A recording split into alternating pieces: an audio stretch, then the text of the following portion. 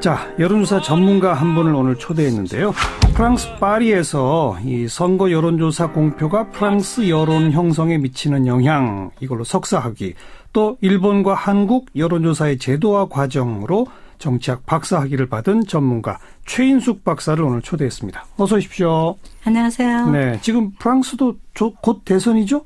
네네. 거기도 4월 23일 1차 선거가 이루어지고요. 그렇죠. 그리고 2주 후인 5월 7일 결선 투표가 벌어집니다. 네. 프랑스도 매일처럼 이렇게 각종 여론조사 결과가 보도되나요? 아니요. 한국이 심하고요. 그래요? 프랑스는 한 일주일에 한 번 정도. 네, 우리하고 좀 틀리죠. 프랑스의 언론 숫자도 많고 조사기관도 많을 거 아니에요? 조사기관이 한국하고는 비교가 안 될 만큼 적어요. 그래요? 네네. 왜요? 우리보다 정치의 역사, 여론조사의 역사가 긴데도 왜 적죠? 그거는 이제 여론조사 문화가 틀린 건데요. 한국 같은 경우는 여론조사라는 게 어떤 건지 정의도 잘 되어 있지 않고 네. 그러다 보니까 군소 여론조사 업체가 여론조사를 하다 보니까 이 선거철이면 제가 연구를 해보니까 거의 200개가 되거든요. 네. 근데 프랑스 같은 경우는 굉장히 여론조사 기관이다 그러면 큰 기관이에요. 그래서 한 15개 정도가 하고 있어요. 15군데밖에 없어요? 네네네. 한 12개였었는데요. 우리나라는 200군데나 돼요? 네네. 조사업체만? 예. 그래요? 선거철 되면요. 그러다가 다시 선거가 끝나고 나면 또 없어져요.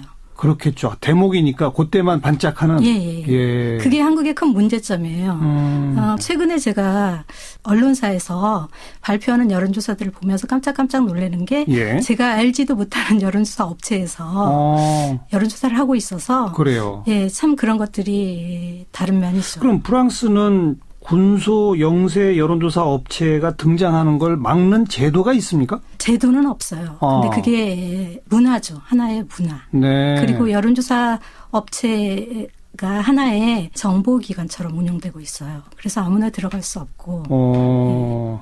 프랑스 여론조사의 결과하고 선거 결과는 대부분 일치합니까? 안 틀려요, 거긴? 많이 틀리죠. 거기도 틀려요? 많이 틀리죠. 일본은요, 일본도 많이 틀리고요. 우리도 다 똑같아요, 그러면 삼국이? 그러니까 여론조사의 적중률을 제가 따져보지는 않았어요. 프랑스가 더 높은지 한국이 더 높은지 그거는. 근데 이제 전반적으로 지금 여론조사의 환경이 굉장히 나빠지고 있잖아요. 개인정보 때문에. 예. 그러다 보니까 여론조사가 굉장히 틀리기도 하고 프랑스 같은 경우는 2002년 대선에 여론조사가 틀려가지고 장마리 르펜이 결선 투표에 올라갔잖아요. 네. 조스팡하고 자크 시락이 결선에 올라간다고 모든 여론조사가 보도를 했는데 결국 틀려서 이제 장마리 르펜이 올라갔잖아요. 그때 프랑스의 여론조사 환경을 제가 옹호하고 싶은 마음은 없지만 그때 틀렸던 가장 중요한 이유는 뭐냐면 르펜을 지지하는 유권자들이 굉장히 부끄러워해요. 샤이 트럼프처럼. 그래가지고 여론조사에 자기 속내 마음을 이야기하지 않았어요. 근데 이제 여론조사 환경은 나빠졌지만 전체적으로 유권자가 좀 프랑스는 자유로워졌는데 그게 뭐냐면 르펜의 FN이라는 정당이 이제 노멀한 정당으로 취급을 받기 시작했어요. 네. 그래서 이번 대선에는 좀 주목해 봐야 돼요. 그리고 우리나라 여론조사 결과들 이렇게 언론들이 보도하고 그중에 몇몇 여론조사에 대해서는 막 정치권에서 논란도 벌어지잖아요. 네네. 그런 걸 보시면서 어떤 생각이 드세요? 저는 그런 것들이 있으면 있을수록 좋다고 생각을 해요. 근데 요전번에 내일신문하고 디오피니언이 여론조사를 해가지고 이제 민주당에서 발끈했잖아요. 문재인 안철수 양강구도로 해봤더니 안철수가 앞서는 최초 그런 결과가 나왔던 여론조사. 저는 민주당에서 굉장히 발끈해서 재미있게 지켜봤는데 양강구도를 가지고는 민주당이 발끈하는 거는 잘못됐다고 봐요. 왜냐하면 선거의 모든 시나리오는 가능해요. 그래서 프랑스 같은 경우도 가상 대결을 무지 많이 해봐요. 단지 내일신문하고 디오피니언 여론조사 결과를 보고 민주당이 발끈했을 때 제가 또 한 가지 지적하고 싶었던 건 뭐였냐면 그간 여론조사가 틀렸는지 맞았는지 의문도 제기해보지 않은 채 문재인 후보가 계속 1위를 유지를 할 때는 문재인 후보 자신이 언론에 나와서 여론조사 1등은 나다고 홍보하는 걸 굉장히 많이 봤는데. 대세론을 주장했죠. 네네. 이렇게 양강구도에서 지는 여론조사가 나오니까 바로 문제를 제기했단 조사 말이에요. 문제 있다? 예. 그래서 한 가지 그 점은 굉장히 우스웠는데 제가 그 여론조사가 어떤 여론조사인지 들여다봤거든요. 근데 잘못된 여론조사이면 분명해요. 어떤 점에서요?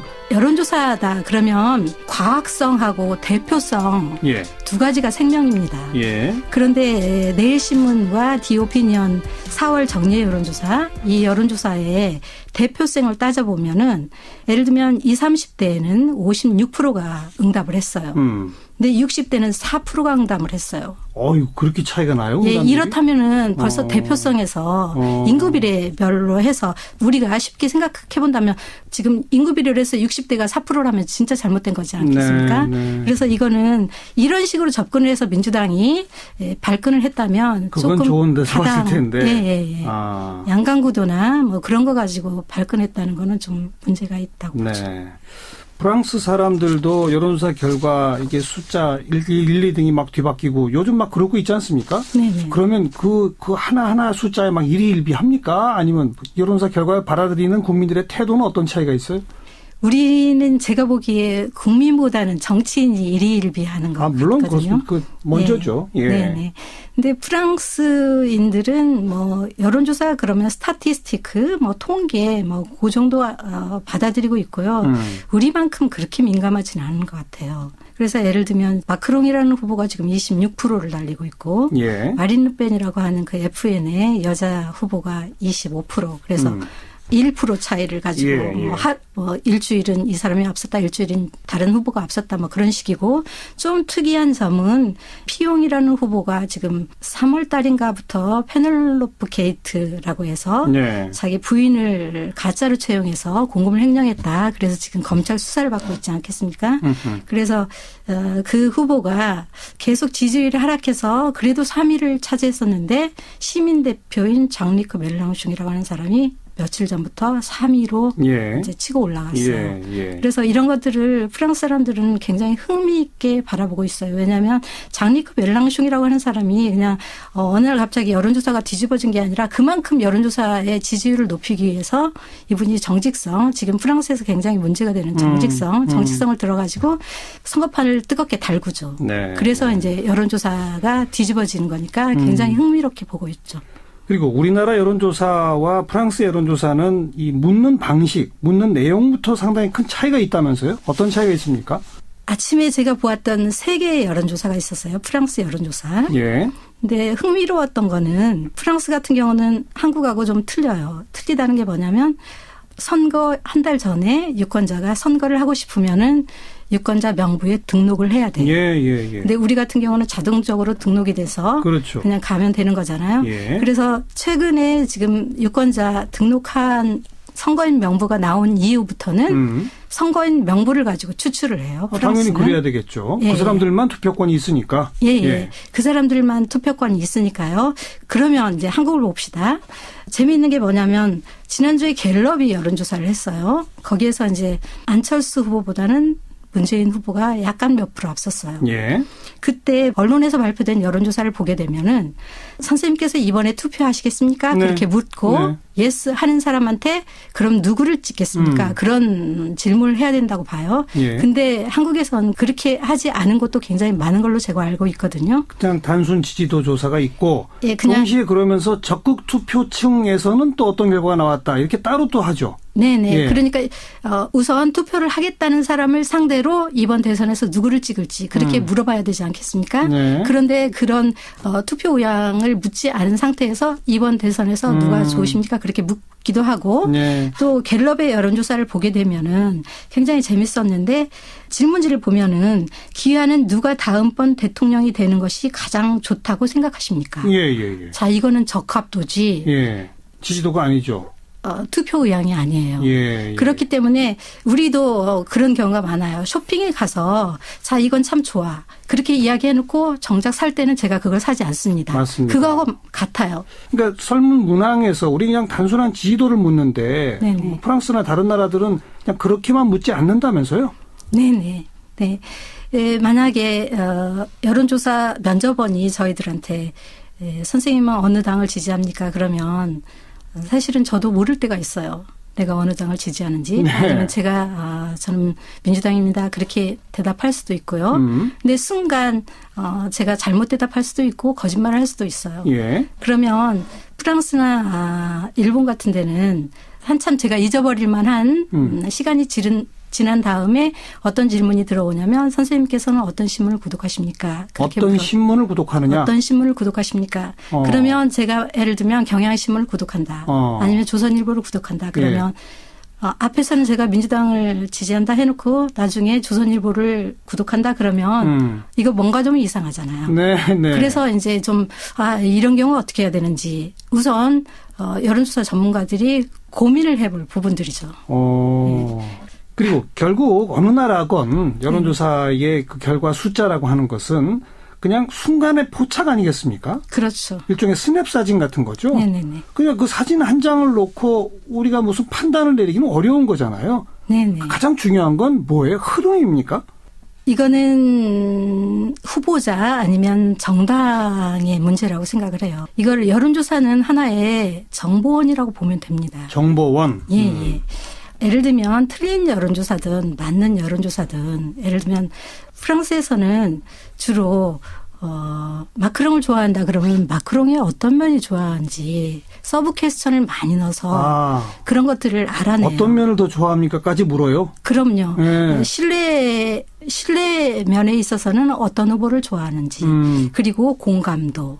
예를 들면 A 후보가 되면 내가 고민하는 부분을 많이 해결해 줄 수 있는지 그런 서브 퀘스천들을 대여섯 개 넣어가지고 질문을 하다 보니까 예를 들면 처음에 누구를 지지합니까? 그때 거짓말을 하거나 아니면 순간적으로 그냥 가장 머리 위에 있는 후보 이름이 나올 수가 있어요. 그렇지만 서브 퀘스천을 대답해 가다 보면 내가 A 후보가 아니었구나라는 거를 알 수가 있거든요. 그렇기 때문에 서브 퀘스천들을 많이 넣어요. 프랑스나 일본 같은 경우.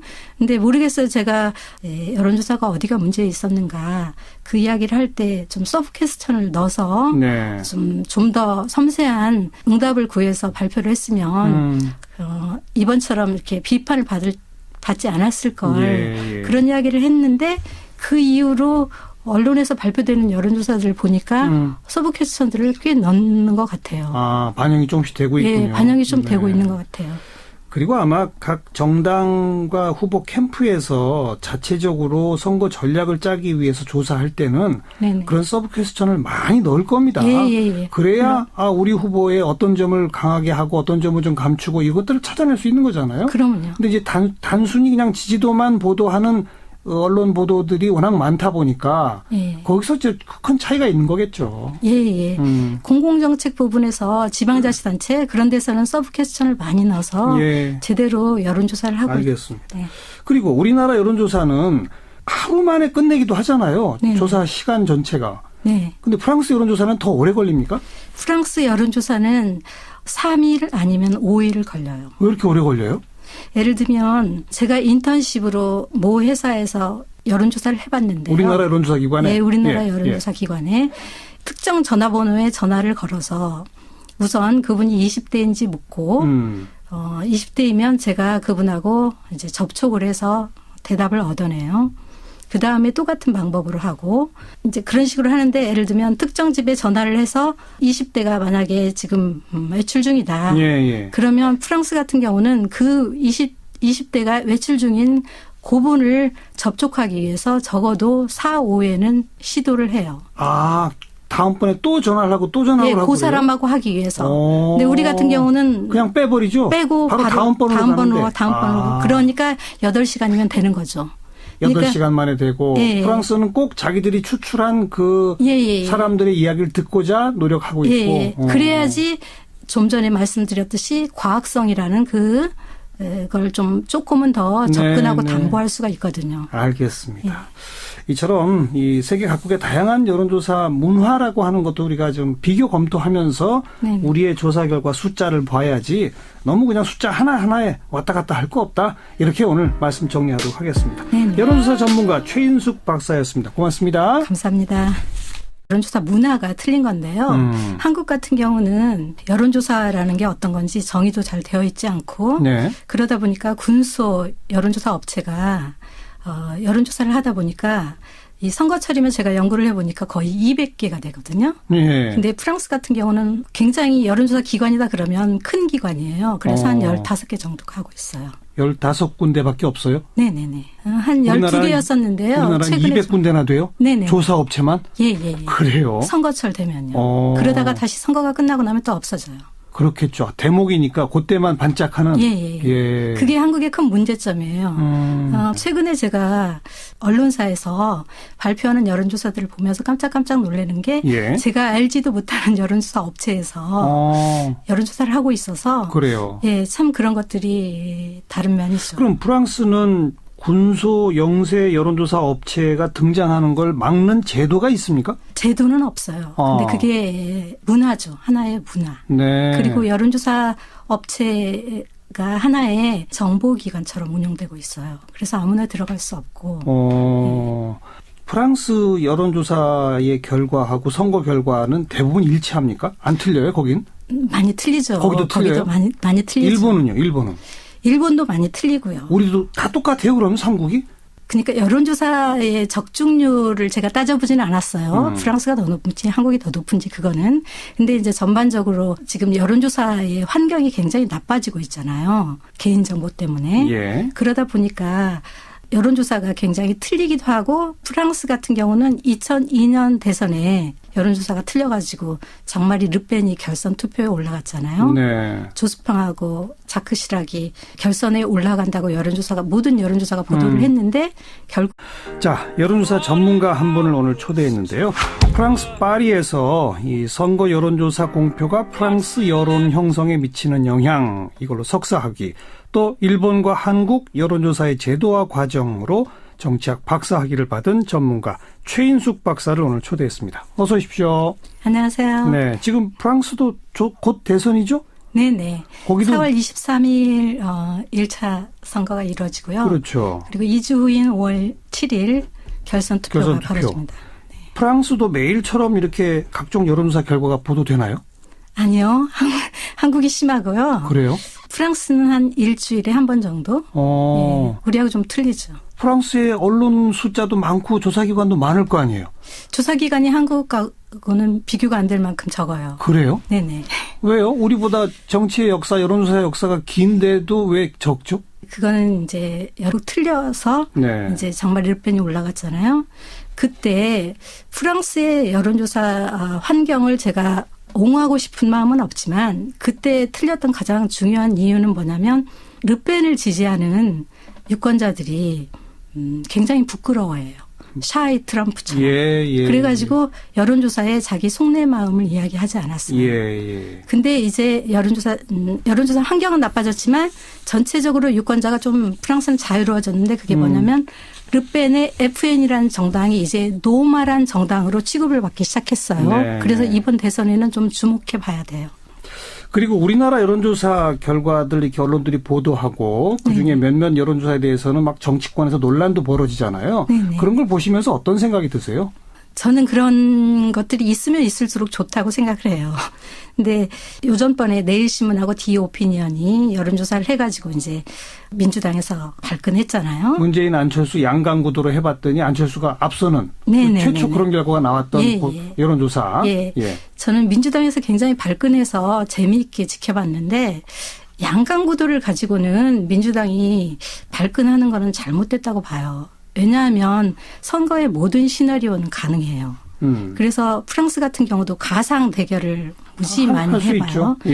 단지 내일신문하고 디오피니언 여론조사 결과를 보고 민주당이 발끈했을 때 제가 또 한 가지 지적하고 싶었던 건 뭐였냐면 그간 여론조사가 틀렸는지 맞았는지 의문도 제기해보지 않은 채 문재인 후보가 계속 1위를 유지를 할 때는 문재인 후보 자신이 언론에 나와서 여론조사 1등은 나다고 홍보하는 걸 굉장히 많이 봤는데. 대세론을 주장했죠. 이렇게 양강구도에서